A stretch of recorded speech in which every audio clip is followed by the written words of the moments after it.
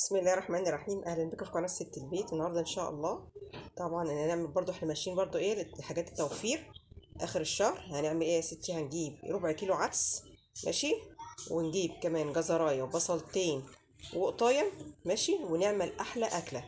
طبعا دي الاكله الشتويه يا جماعه، كل بيحبها.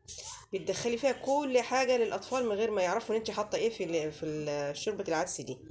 بتحطي طبعا، بنحط ايه، جزرايه مع كوسايه لو عايزه، حتى بصل، بطاطسايه، قوطه، كل حاجه بتحطيها.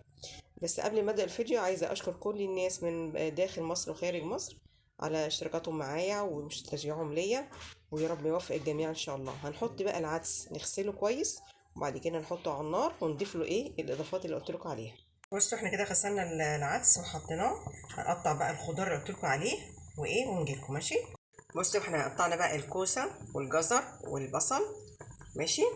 هنحطهم بقى وبطاطس كمان، هنحطهم بقى ايه على العدس بقى ونسيبهم مع بعض يستووا، ماشي.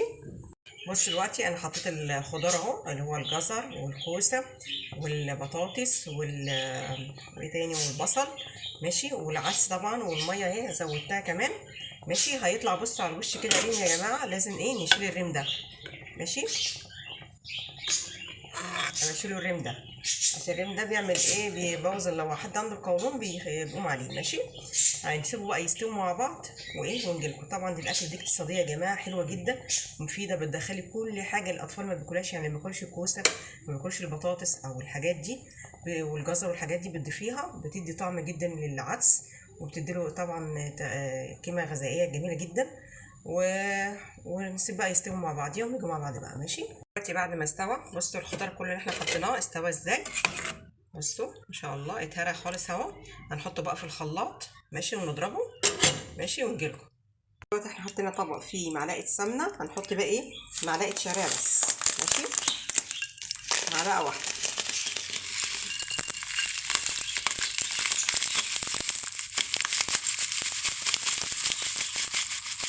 معلقه شعريه كبيره كده، ماشي. يعني نقلب بقى كده، ماشي.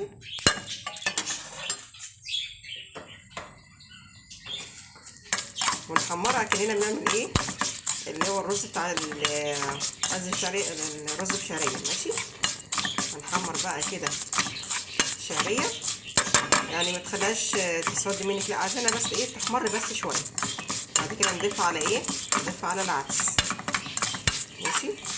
في ناس بتعمل العدس برز، وفي ناس بتعمله بشعريه، وفي ناس بتعملوش بحاجه خالص، حسب ما قدرتك يعني، ماشي. بس الحاجات دي تبقى ايه، يعني بتدي طعم للعدس، وتديله ايه قيمه غذائيه، ماشي. هنقلب بقى، وبعد كده بقى ايه نيجي مع بعض، ماشي. احنا كده اهو هنطش بقى الشعريه، هنحطها ايه على العدس، ماشي، بالمنظر ده. هنقلب بقى كده، ومكان الشعريه هنحط بقى ايه الثوم، ماشي. طشينا الشعريه، حطينا بقى ايه فصين ثوم ودقيناهم مع الكزبره مع شويه السمنه، نحمر بقى، نحمر الثومه برضو زي تشه الملوخيه بالظبط، ماشي. وهنقلب كده. الاكله دي يا جماعه يعني صراحه حلوه جدا جدا جدا، يعني دي اكله الشتاء بقى والدفي بقى صراحه. ما تكتريش، هو بيبقى ربع كيلو بس كفايه، هيرمي كتير قوي مع الحاجات الخضار اللي انت حطيتيها، هيرمي معاه كتير قوي يعني، ويعمل لك يعني ايه، يعني هيعمل لك كميه كبيره يعني.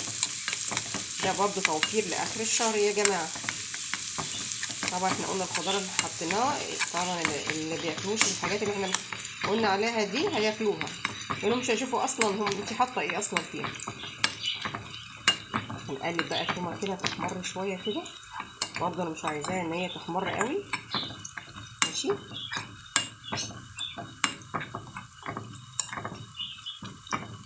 هو برضه توفير يا جماعه، احنا برضه ايه عايزين نوفر، عارفين الحاجه كلها غاليه والله، يعني الاكله دي احلى من اللحمه والفراخ، صدقوني يعني.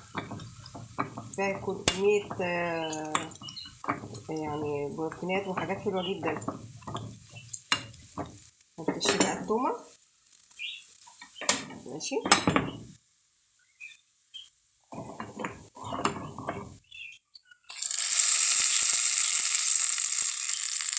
المنظر ده كده، ونقلب برضه كده. مطرح بقى الطبق اللي فيه الثوم هنحط عليه ايه، هنعصر قطايه واحده بس كده او تبشريها ونحطها برضو تسبك معاها. دلوقتي هنطش طبعا الايه الصلصه اللي احنا حطيناها ايه، ماشي، اللي احنا هنسبكناها المنظر ده كده. انا قلت لكم انا بشرب بس قطايه واحده كفايه، ماشي، عشان تدي طعم ايه العدس برضو. هنحط بقى التوابل عشان ما حطيناش، هنحط كزبره قصدي كمون، هنحط كمان فلفل اسود منظر ده، هنحط كمان كزبره، هنحط الملح،